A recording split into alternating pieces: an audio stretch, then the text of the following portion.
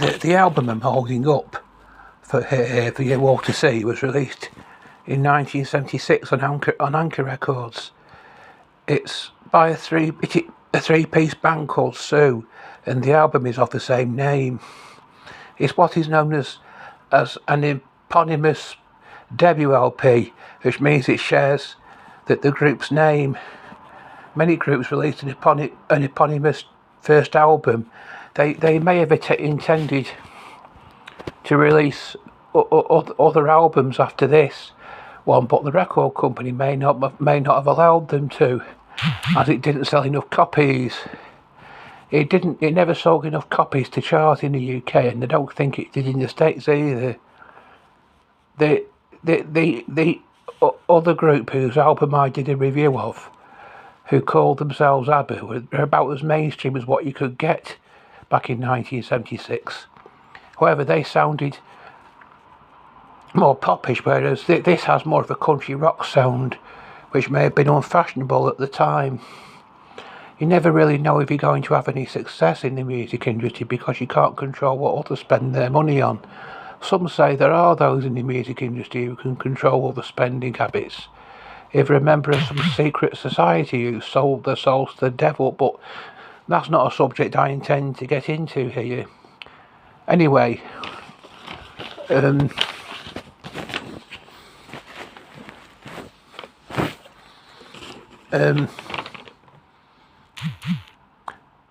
three members of Sioux are, as you can see here, Jackie Sullivan, Gordon Neville, and Gary Travers.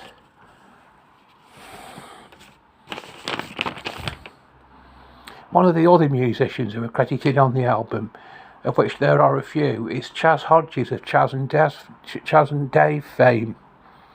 He is credited as playing keyboards and violin. In fact, the other member of the Chaz and Dave duo, Dave Peacock, is also credited on the album, playing bass and banjo. The other musicians credited are Phil Palmer, guitar, Gus York, pedal steel, and George Butler, drums.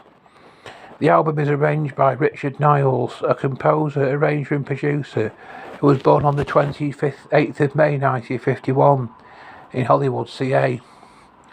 Niles helped to define the sounds of the 80s for groups like Swing Out Sister, Living in a Box, Was Not Was, Frankie Goes to Hollywood, and Grace Jones's Slave to the Rhythm album.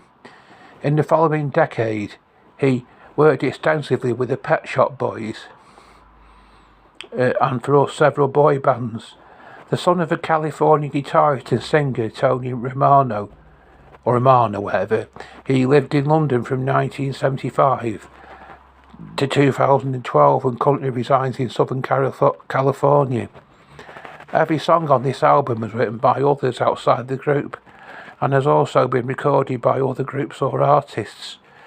Soon I will post a review of every song on the album. Bye for now.